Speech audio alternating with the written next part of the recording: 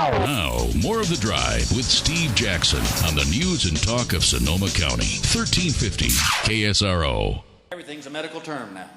I read in the paper the other day that said that kids now are starting to suffer from a thing doctors are calling cell phone elbow. Can you believe that? I called my doctor.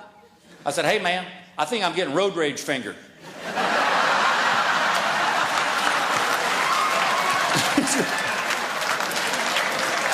Just keeps popping up. I got that too, man.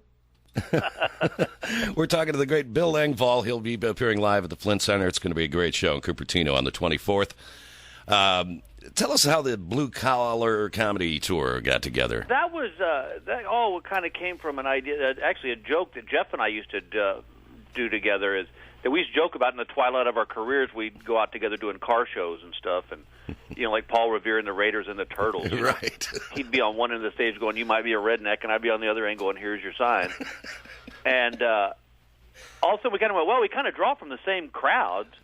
So our manager said, well, let's see about putting a group of you together. And, the Kings of Comedy had just wrapped up their tour. And so we put together with Larry and Ron, and, man, this thing took off. And I think, we thought it'd be successful, but I don't think anybody had any idea. I mean, my God, there was blue-collar dolls, for God's sakes. That's kind of creepy on a lot of levels. Yeah, it is, isn't it? But it was one of the most fun things to be a part of. And we're talking, of course, about Jeff Foxworthy. Yeah, Foxworthy, and Larry the Cable Guy, Ron White. Ron White is one of my favorites, too. I will tell you this, that pound for pound, Ron White is probably one of the funniest guys I've ever met in my life. He's a guy that I would pay to go see his show. Just because you want to talk about the consummate storyteller. I mean, can milk a story like a cow. Tater salad. I mean, and there's stuff. I've known Ron since he was going up on amateur nights, and I remember when he was selling windows out of his truck. I mean, it was just, and I'm so happy for his success and Larry's and it was just a great group of guys to be with. As much fun as it looked like we were having, we were. Yeah. I mean, I don't know how much better it gets. You being on the road with three of your best friends, and they're paying you to do it. Yeah. To laugh and have. Yeah, I remember the time. last show we did was in Nashville, and we sold like 19,000 tickets. And I remember walking out on that stage in that arena and just looking around, going, "Oh my God, this is just." Way cool, especially because and I, coming from the clubs and stuff, and I had started to do theaters, small theaters and stuff like that, which that's my favorite venues because I think with stand up you can get too big. I mean, the money's great on a big venue, but there's no point in buying it. If you're going to buy a ticket to go watch it on a big screen TV, you might as well watch it at your house. But that's why I love theaters. Like the Flints, where everybody's you have to be a part of that intimacy of a stand up to get the facial expressions and to be a part of that show. And so when Blue Collar ended, and everybody, I get this all they go, "You guys going to get back together?" And I never say never, but I don't see it happening. Because everyone's doing so well, right? Well, everybody's doing really well, and it's one of those things. I always look at it like an athlete. You got to know when to retire it. It's you don't want to go out there and do half the business you were doing, and if it's just not that same, that was lightning in a bottle, and it was wonderful, and because of Blue Collar, I have my own show on TBS now. I mean, I'm firmly convinced of that TBS saw that I do the family kind of clean show, and that was the kind of sitcom they wanted to put on TV. And an interesting side note on this thing is funny because the night before the pilot aired of my television show, I was sitting in my office, and my wife came up, and she said, "What's wrong?" And I said, "This has got to work." And she goes, "Well, if it works, it works. If it doesn't, it doesn't." I go, "No, you don't understand." I go, "This show has got to work." And she said, "Why?" And I said, "Because this was the first big project I had done on my own without the guys." Yeah. And, and I always said that being a part of Blue Collar was like being married to a rich girl. It was great, but after a while, you want to show people you can earn your own living. Well put. I like that. Yeah. Well, when did the show start? In 2007? Started in 2007, and we, just have had. I got to tell you, it's everything I've wanted to do. It's from when I got started in this business. Well, I was always a big fan of what I just call comfort TV. Sitting in front of the TV and watching the Dick Van Dyke Show or Mary Tyler Moore or these shows that they didn't tackle any great big issues and. It was just you sat down and you just watched and enjoyed a good family show, and that's what I wanted to do. And I was afraid that that this era, this genre of TV had gone by. But what was amazing to me was when we did air, we were the second highest rated sitcom in the history of cable. So It showed me that there is still a lot of people who want to just, I get all the bad news all day long. Let me just sit and veg in front of the TV and watch Bill act like an idiot. Well, and it is for a family sitcom. I think it's really well done. You got a great cast. Oh, Nancy Travis is just the best. Oh, yeah, I've always been a fan of hers. She is. Let me tell you, this girl. I told her one day, I said, you should drop to your knees and thank God I'm married.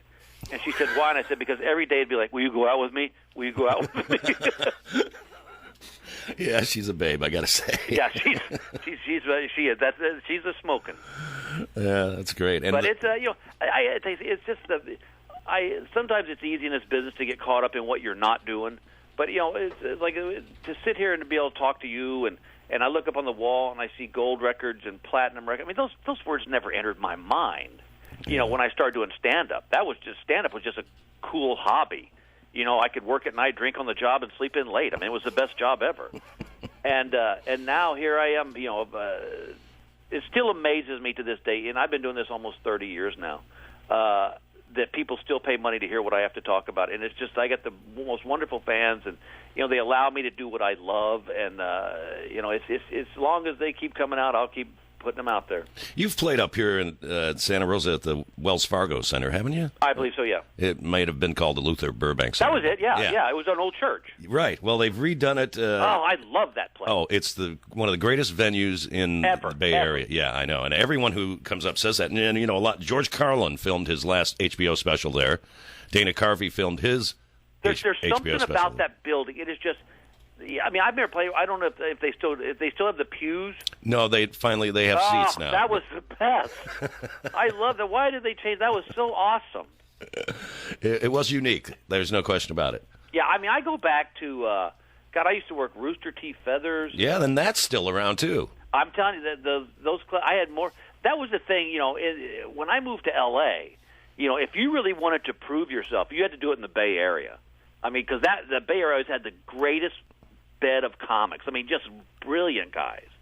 And, guys like Will Durst and, I could go down this list of all these people. Listen, I got to tell you, Will Durst is on this show just about every other week. We did a live show with him last Friday, and yesterday he was one of our stringers in Washington for the inauguration. He's just brilliant.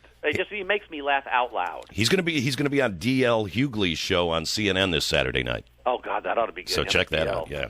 Oh, my God, I got to watch that. But you're right, San Francisco, man. Back in the 80s, we had a comedy club up here that I was in charge of, and I saw all these guys like Dana Carvey and some of these people who come up, and they were like openers, and now they're huge. And what's funny is that when you got booked up in the Bay Area, I mean, I would be lying to you if I didn't tell you that there were more than one time a bead of sweat rolled down the back of my neck because you got guys going up in front of you who are. They're just home for the week and they get spots, and it's like they're not throwing up these hacks. I mean, they're big, strong comics. Exactly. Yeah, it's great. Well, Bill Engvall from the Bill Engvall Show, of course, on TBS, and he'll be doing his stand-up live at the Flint Center in Cupertino on the 24th. Bill, I want to thank you so much for joining us. It's been a blast, man. Steve, it's an honor to be on the show, and thank you so much, and we'll see you guys on Saturday. Okay, and we'll talk again. And can you do me a favor? My producer wants to talk to you real quick, if you could just hang on the line. Thanks, Bill. Have a great night. All right, take care, man. All right, the Bill Engvall Show on TBS, and Bill will be in Cupertino on the 24th. Love that guy. Him and Ron White, two of my favorites. Ron White. We got to get Ron White on the show, man, too. He's amazing. Very cool stuff. All right, we're taking a break. 3:58 for CNN. Fred's got some news. We'll be back on the drive on 1350 KSRO.